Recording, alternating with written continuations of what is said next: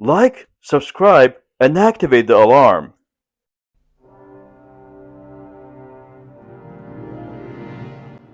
Outlaws of the Marsh, Chapter 12. Lin Chong joins the bandits in Liangshan Marsh. Yang Zhi sells his sword in the eastern capital. Lin Chong saw that the man wore a broad-brimmed felt hat from Fenyang with a red tassel on top, a white silk tunic bound at the waist by a broad band of vertical stitches, leggings of alternate strips of black and white, deerskin socks, and short hairy cowhide boots, a sword at his waist, a halberd in his hand. He was tall and had a large blue birthmark on his face and sparse reddish whiskers. The felt hat was pushed far back on his shoulders, his chest was exposed, a knotted bandana covered his head. Halberd in hand, he shouted, then hacked away for another dozen. Just as the struggle was reaching its climax, high on the mountain, a voice rang out. "Stop fighting, brave fellows!" Lin Chong leaped from the combat circle, and he and his opponent stayed their hands. Down the mountain came the white-clad scholar Wang Lun, accompanied by Du Qian, Song Wan, and many of the bandits. At the foot of the slope, they got into boats and crossed the lake. "Beautiful technique, both of you," Wang Lun commended. "This is our brother Lin Chong, known as Pantherhead. And you, sir, with the blue face, would you tell us your name?" "I am called Yang Zhi."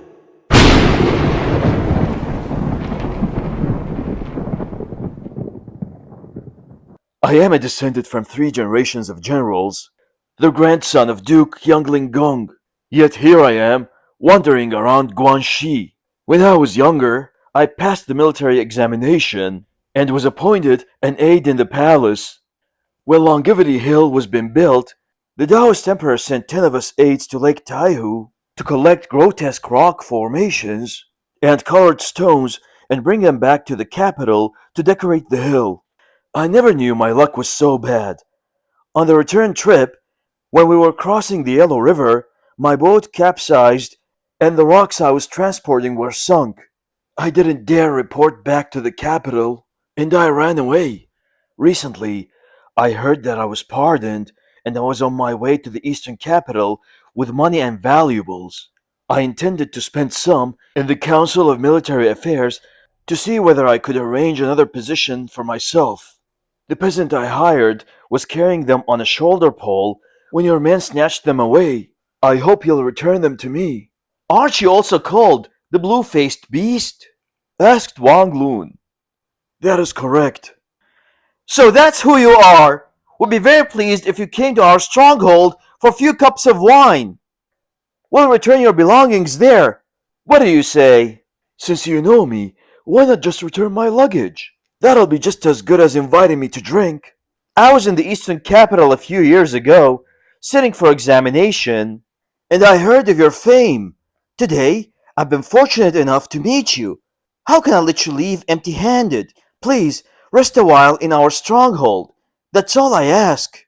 Yang Zhi went with Wang Lun and the others across the lake and climbed the fortress on the top of the mountain.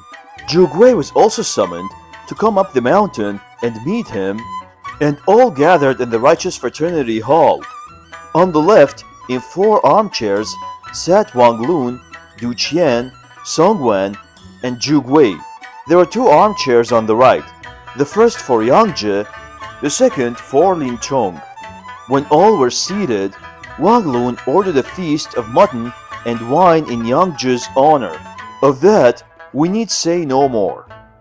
To dispense with idle chatter, when the assembled diners had drank several cups, Wang Lun said to himself, "If we keep only Lin Chong here, it won't be to our advantage. Why not put on a show of kindness and keep Yang Zhi as well? Then we can play one off against the other." He pointed at Lin Chong to Yang.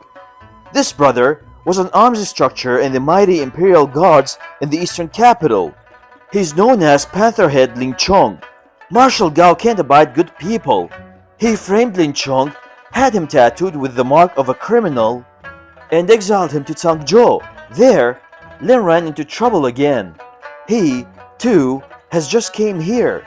I don't want to detain you if you're set on going to the capital to try and get yourself a new position.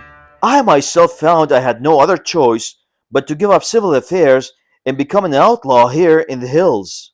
You have committed a crime.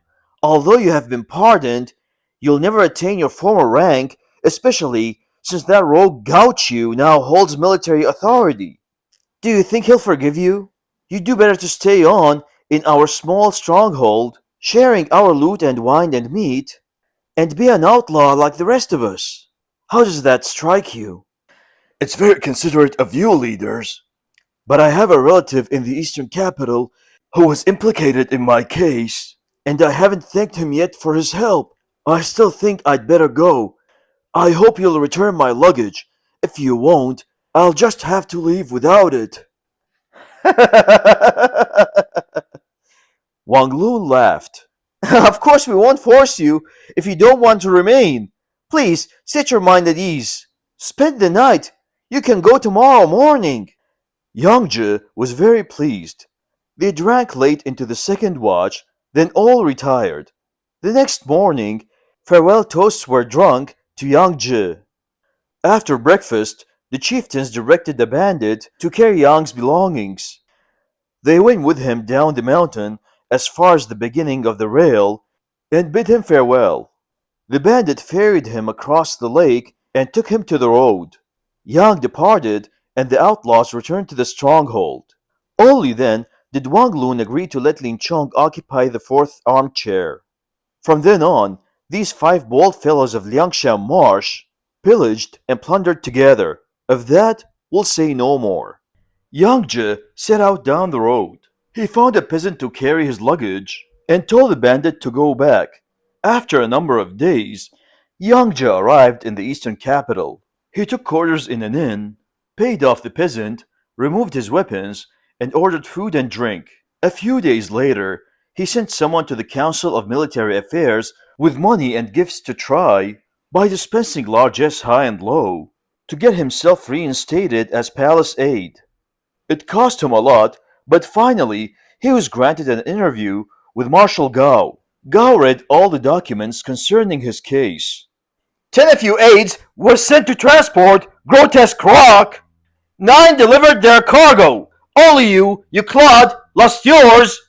The marshal said angrily, You didn't even report back. Instead, you ran away. We couldn't get our hands on you for a long time. Now you want a job again? You may have been pardoned, but you still have a criminal record. We can't use you. He scrawled a refusal on Yang's application and had him expelled from the Imperial Guard's headquarters. Dejectedly, Yang returned to the inn. Wang Lun was right, he thought. It's just I didn't want to sully the family name. I hoped for a chance to distinguish myself with spear and sword in a border post, to win honors for my wife and opportunities for my sons, and reflect glory on my ancestors. I never expected to get such a rebuff. Poisonous, cruel, Marshal Gao. Yang was quite depressed. A few more days at the inn, and his money was gone. What am I going to do? Yang fretted. I'll have to sell the ancestral sword, which has never left my side. There is no other way out. I should be able to get a couple of thousand for it. That will keep me in expense money till I find a place for myself. The same day, he tied a few stands of grass to the sword, showing that it was for sale, and took it to the marketplace. But although he stood all morning on the Horse Fair Avenue, no one asked about the sword. Around noon, he went to the busy Tianhanzhou Bridge area to try his luck there.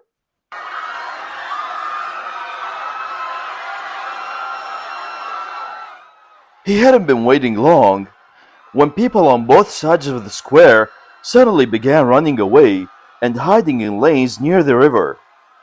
Hide! Quickly! They yelled as they fled in panic. The tiger's coming! Nonsense! Said Yang. What would a tiger be doing in the middle of prosperous city? He remained where he was. Then he saw a hulking swarthy fellow staggering half drunk in his direction. He recognized the notorious rowdy New Er, known throughout the city as the Hairless Tiger, a troublemaking, rioting bully. He had been arrested few times, but Kaifeng Prefecture seemed unable to control him. Whenever he appeared, everyone got out of his way. Now, he lumbered up to Yang and took the sword from his hand. How much you want for this? 3,000 strings of cash for a precious ancestral blade. All that money for this shitty thing? For 30 coppers, I can buy a knife that will slice meat and cut bean curd. What's so good about your sword? What's precious about it? This isn't one of those iron blades they sell in the shops. This is a rare weapon. How so? First, it can cut copper and pierce iron without curling the edge. Second, it can slice a tuft of hair blown against it. Third, it can kill a man and come away clean. Would you really dare cut copper coins? Bring them out, and I'll show you. Nier went to a pepper shop near the bridge and returned with 23-cent pieces. He piled these on the bridge railing and said to Yang, If you can't cut through these, man, I'll give you 3,000 strings of cash. Though people were afraid to come close, many of them watched from the distance. Nothing to it, said Yang. He rolled up his sleeves, grasped his sword, and took aim. With one down chop, he cleaved the pile of coins neatly in two.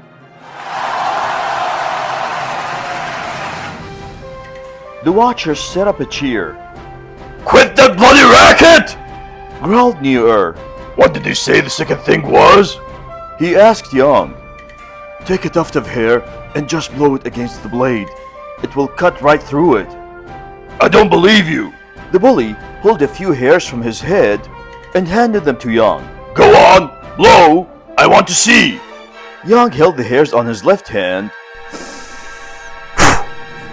and blew them with one hard puff against the sword edge. Two halves of the tuft floated to the ground.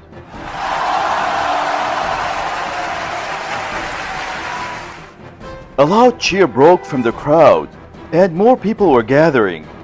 What was the third thing? Nier asked. Kill a man without staining the blade. How can you do that? When you hack a man with this sword, there's not a drop of blood on it. That's how sharp it is. I don't believe it. Kill a man and show me. Here? In the Imperial City? Who would dare? I'll kill a dog for you instead. You said a man, not a dog. If you don't want the sword, forget it. Quit pestering me.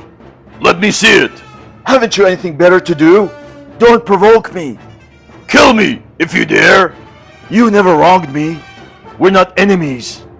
I've proven my claims twice. Why should I kill you? Nier grasped Yangji's arm. You must sell me that sword, if you want to buy it. Where's your money? I don't have any. What are you holding me for, then? I want that sword. You can't have it. Stab me if you're so brave. Yang angrily pushed him away. Whoa!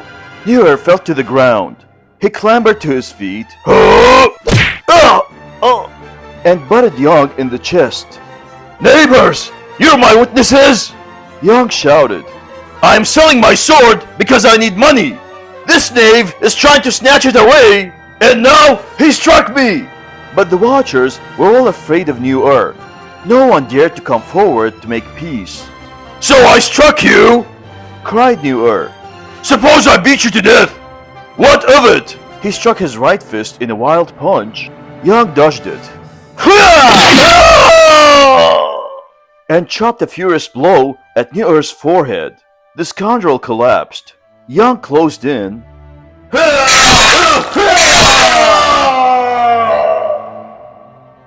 and finished him off with two thrusts in the chest. Blood gushed continuously, and Nier lay dead. I've killed the wretch! Yang exclaimed. I don't want to implicate you, but the man is dead. Please, come with me to the authorities and be my witness.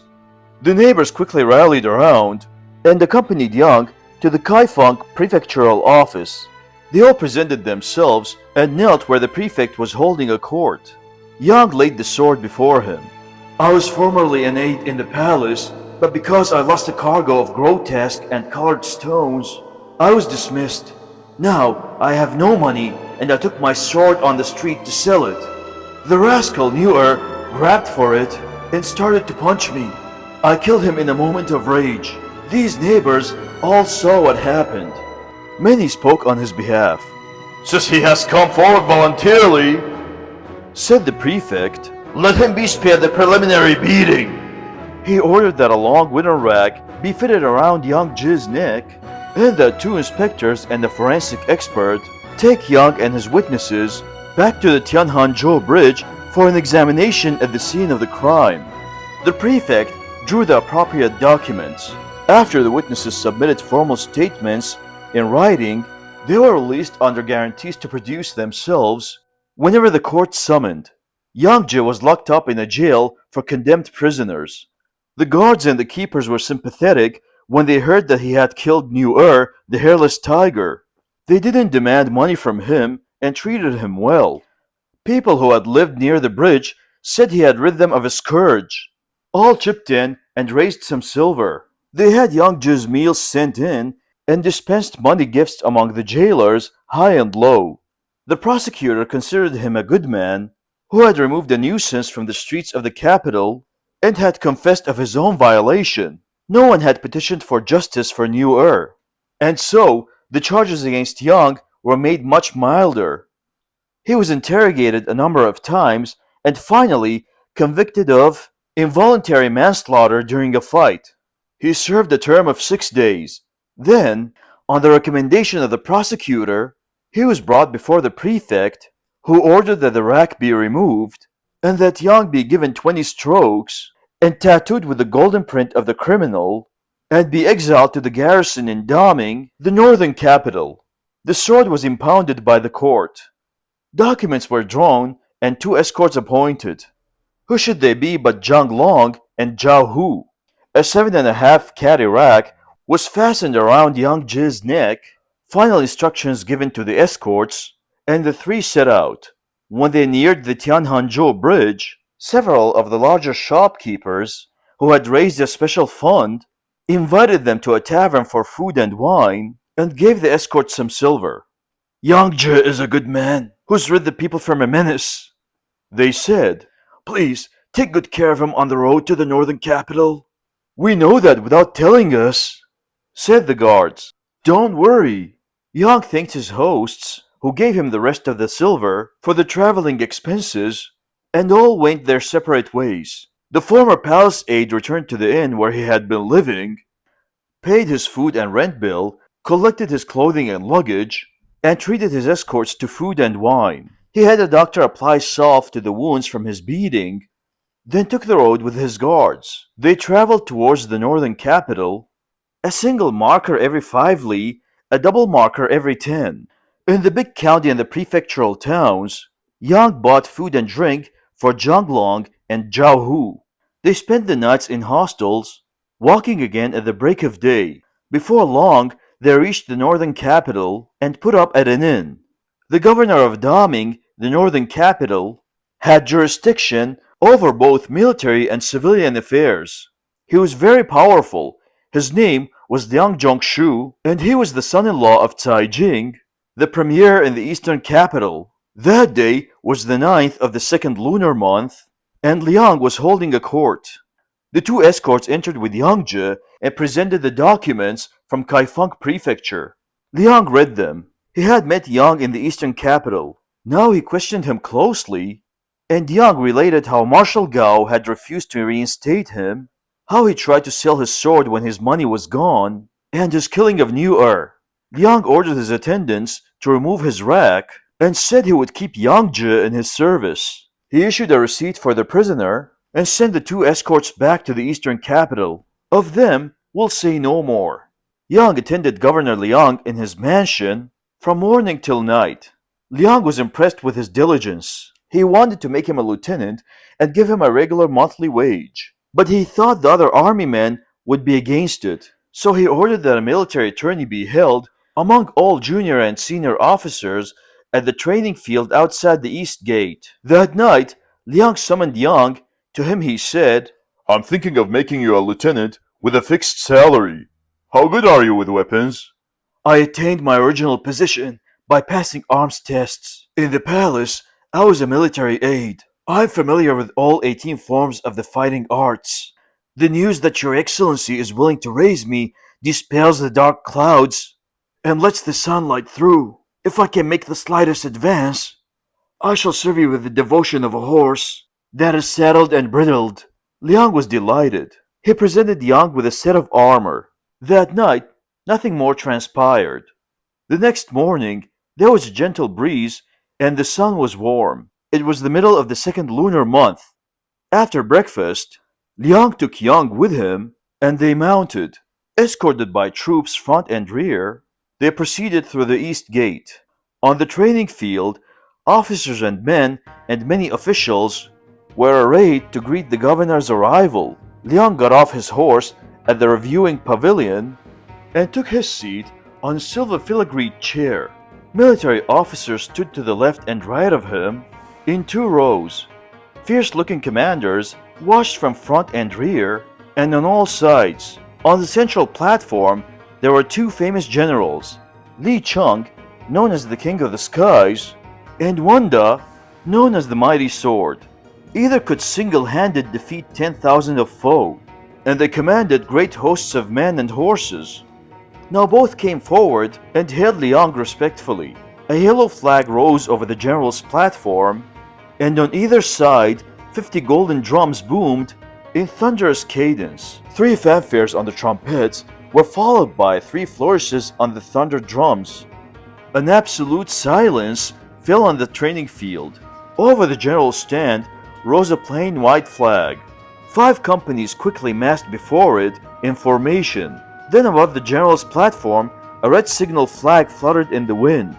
Again, the thundering drums rolled, and the 5 companies broke into 2 battle formations, weapons at the ready. The white flag waved. 2 lines of cavalry trotted neatly to the fore and reined in their horses. Liang sent down an order for Lieutenant Zhao Jin to present himself. Lieutenant Zhao, in the right formation, spurred his horse and cantered to the pavilion. He jumped from his mount, stabbed his lance into the ground, and hailed the governor in a ringing voice. Let the lieutenant display his military skill! Liang directed. Zhao grasped his lance and vaulted back into the saddle. He put his horse through its paces in front of the reviewing stand, wheeling left and right while performing several figures with his lance. The watches shouted their approval. Call Yang Zhi, the military stalwart who was transferred here from the eastern capital, said Liang. Yang circled to the front of the pavilion and hailed the governor.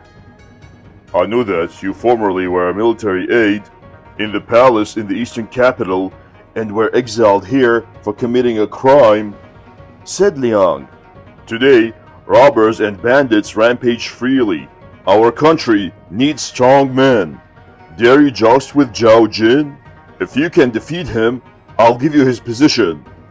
Since Your Excellency is so benevolent, I cannot refuse. Liang directed that Yang be given a battle charger and that the armorer supply him with weapons.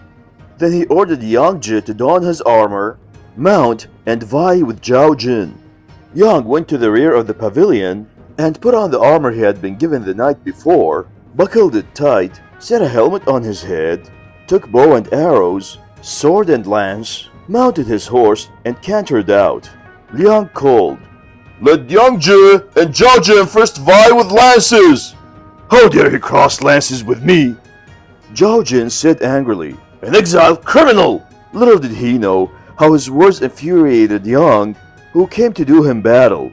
In this tourney, Yang Zhi won top honors and became famed throughout the army. But who was the person this contest caused to appear? Read our next chapter if you would know.